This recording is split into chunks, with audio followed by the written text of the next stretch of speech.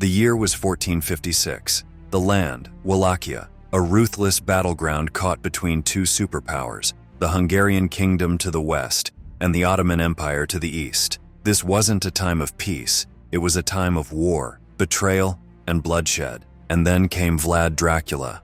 Vlad didn't just kill his enemies, he made an example out of them. He turned executions into public horror shows, designed to send a message so terrifying that entire armies would rather retreat than to face him. Imagine marching into enemy territory, expecting a battle, only to find thousands of bodies impaled on towering wooden stakes, their lifeless faces twisted in agony, their corpses rotting in the sun. A warning, a promise, a psychological weapon more powerful than any army. This wasn't mindless cruelty, it was calculated terror, and it worked. History remembers Vlad Dracula as the inspiration for the legend of Dracula, but the real man, the warlord, the ruler, the torturer, was far worse than any vampire myth. His name alone sent shivers through the most battle-hardened warriors of his time. What turned a once-exiled prince into one of the most feared men in history? What kind of mind comes up with the idea of creating a forest of the dead just to send a message? And how did a man who committed such unspeakable horrors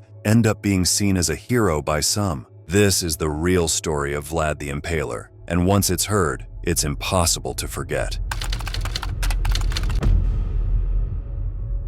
The 15th century wasn't just violent, it was a time when survival itself was a gamble. Wars weren't fought over ideology or political differences. They were fought over power, land, and dominance. No place in Europe was more volatile than Wallachia, the land Vlad Dracula was born into. Wallachia wasn't some mighty empire with fortified cities and endless armies. It was a small, vulnerable region, a buffer state trapped between two giants. To the west, the Kingdom of Hungary, a Catholic stronghold defending Europe against the Islamic expansion. To the east, the Ottoman Empire, the most powerful force in the region, swallowing up territory at an alarming rate. And caught in the middle, a land constantly shifting between rulers, a throne soaked in blood, and a people who had long given up on stability. To understand Vlad's world, it's important to forget what modern kings and queens look like. There were no long, peaceful reigns, no royal families passing power down in a neat, orderly fashion. In Wallachia, being a ruler wasn't an honor, it was a death sentence with a crown. Vlad's father, Vlad II Dracula, became the ruler of Wallachia in 1436.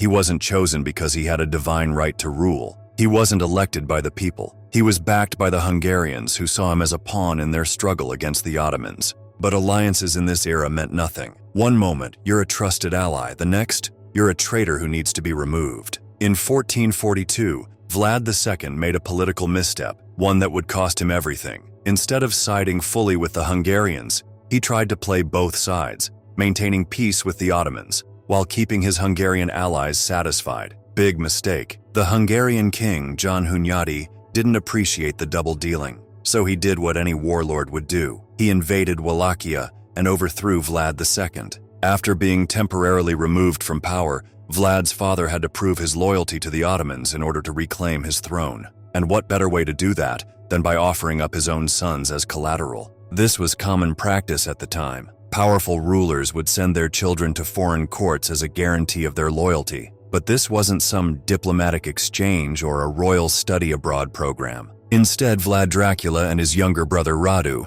were handed over to the Ottoman Sultan Murad II, where they were kept as political hostages. If their father stepped out of line or betrayed the Ottomans in any way, his sons would be tortured, humiliated, and made into an example. Vlad was around 11 years old when he was taken, just a boy, thrown into the heart of the empire that would shape his future hatred. He was surrounded by the enemy, with no one to trust. He was beaten repeatedly to break his spirit and force him into submission. He watched as Ottoman generals executed prisoners, a lesson in what happened to those who defied authority. But here's the key difference between Vlad and Radu. Radu adapted. He learned the language. He embraced the Ottoman way of life. Over time, he even became close to the Sultan's son, Mehmed II, the man who would later become the infamous Mehmed the Conqueror. But Vlad never broke. He didn't just hate the Ottomans, he studied them. He learned their tactics, their weaknesses. He absorbed everything they did, their military strategies, their psychological warfare,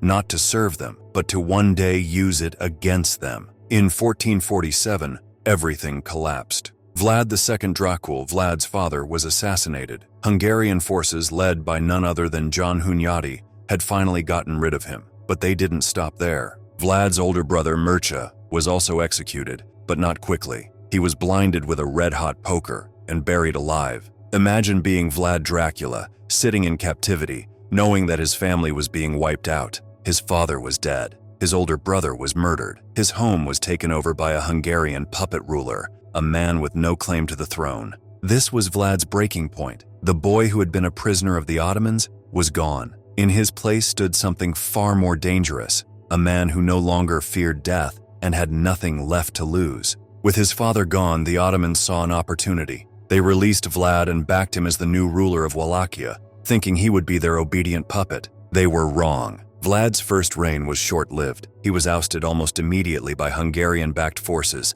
fleeing into exile. But he wasn't defeated. He spent the next 8 years plotting his return, watching, learning, waiting for the moment when he could take back what was his. And when he finally returned, there would be no negotiations, no second chances, only revenge. The boy who had been a prisoner was now a warlord, and the world had no idea what kind of monster had just been unleashed. This is where the legend truly begins. Vlad Dracula didn't just reclaim his throne, he ripped it back with fire and blood. The noblemen who had betrayed his family, they wouldn't be exiled, they wouldn't be imprisoned. No, they would be put on display. What came next would be so brutal, so unthinkable, that even battle-hardened soldiers would turn and flee at the mere sight of it, because this was where Vlad Dracula earned his name, Vlad the Impaler.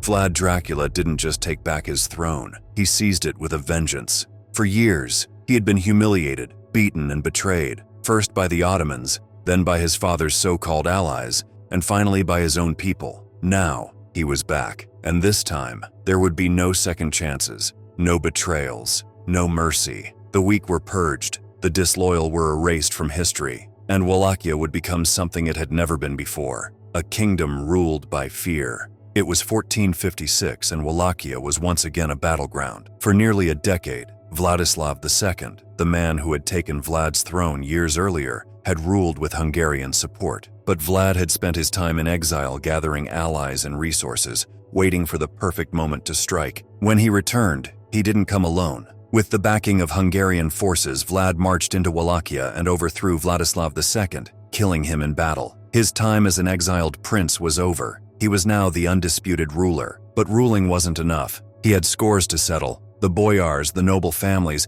had betrayed his father, helped murder his brother, and spent years pulling the strings of whoever sat on the throne. If Vlad was going to rule, he needed to eliminate anyone who could challenge him, and he had no intention of doing it quietly. Shortly after reclaiming his throne, Vlad invited the most powerful boyar families to a grand Easter feast. The noblemen arrived in their finest robes, expecting a diplomatic gesture, maybe even a promise of peace. But Vlad wasn't interested in peace. As the feast reached its peak, Vlad gave the signal. His soldiers stormed in, grabbing every nobleman, every influential family member. Some were executed on the spot. The rest? Vlad forced them to march over 50 miles to the city of Poenari, where he had them enslaved to build his new fortress. These weren't common laborers. They were high-ranking nobles, men who had spent their lives in wealth and luxury. Now they were breaking their backs in chains, building the very walls that would secure Vlad's power. And those who survived this back-breaking labor? They were impaled. This wasn't just an act of revenge, it was a message. Vlad didn't share power. By now, Vlad had already developed his signature execution method, impalement. But this wasn't some random, chaotic killing spree. It was calculated, ritualistic, and designed for maximum psychological impact. Impalement wasn't just about death, it was about suffering. Victims were stripped naked and forced onto massive, sharpened stakes. The stakes weren't too sharp. If they were, the victim would die too quickly. Instead, they were dull enough to pierce the body slowly, tearing flesh and muscle apart over hours or even days. The stake was carefully positioned to avoid major organs, ensuring that the victim remained alive as long as possible, and the weight of the body caused it to slowly slide down the stake, prolonging the agony. In some cases, Vlad even arranged his victims in artistic patterns, rings of impaled bodies surrounding towns, forests of corpses lining roads. He turned executions into performances. It worked. Word of Vlad's brutality spread faster than any army ever could. When enemy forces approached Wallachia, they didn't find resistance. They found thousands of rotting corpses, swaying in the wind, their dead eyes staring at nothing. Entire armies turned back without ever drawing their swords. Because why risk fighting a man who enjoyed killing more than he enjoyed winning? Vlad's cruelty wasn't reserved for just traitorous nobles. Anyone who defied him, inside or outside his borders, was dealt with the same way. In 1460, the Saxon merchants of Transylvania, who had backed rival claimants to his throne, thought they could challenge Vlad's rule. They had funded rebel factions against him, thinking he was too ruthless, too unstable to last. Vlad responded without hesitation. He raided their towns, captured entire communities, and burned their homes to the ground. The leaders of the rebellion, impaled. Entire villages were turned into public execution sites, left as warnings for any other potential rebels. Men, women, children, it didn't matter. At one point, he even sent piles of severed heads to the Hungarian king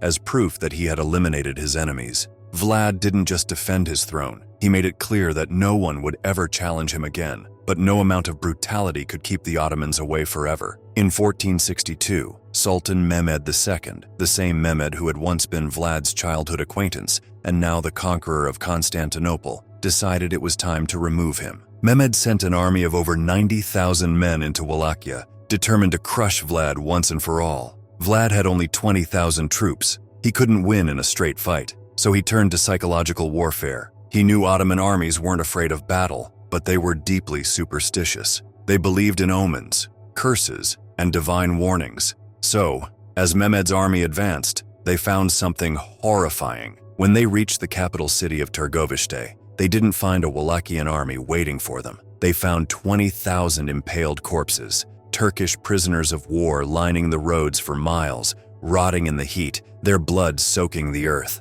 Even for the battle-hardened Ottomans, this was too much. Some officers reportedly refused to march forward. Even Mehmed himself was disturbed, one of the few times in history where a conqueror who had taken Constantinople itself hesitated. But Vlad wasn't done yet. That night he launched a surprise attack directly on Mehmed's camp. Dressed as Ottoman soldiers, Vlad's men infiltrated the camp and caused chaos, setting fires, slaughtering men in their sleep. By the time morning came, thousands of Ottoman soldiers were dead. Mehmed still outnumbered Vlad massively, but now he had no morale, no confidence, and no stomach for another attack. The Ottoman army turned around and left Wallachia. Vlad had won. Vlad had spent years building his rule on fear. But the thing about fear, it makes as many enemies as it does obedient subjects. Wallachia's nobility, what remained of it, began to conspire against him. The Hungarian king, Matthias Corvinus, once his ally, now saw him as a threat. In 1462, Vlad was betrayed and captured by Hungarian forces.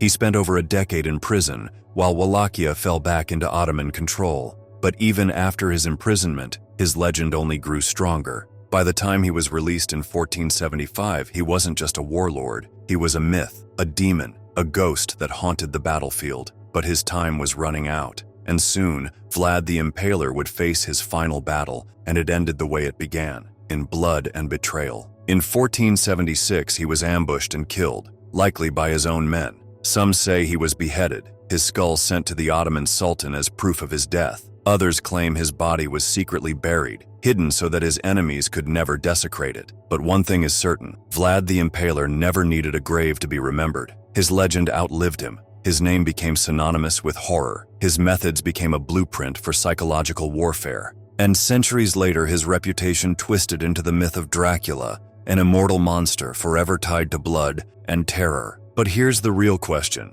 Was he a ruthless tyrant, or was he just a product of his time? Did he save Wallachia from foreign control, or did his brutality doom him from the start? And most importantly, does history remember him as a monster because he was one, or because he refused to let anyone else control him? What do you think? Let us know in the comments. And if you want more stories about history's most terrifying rulers, make sure to subscribe, because this one was just the beginning.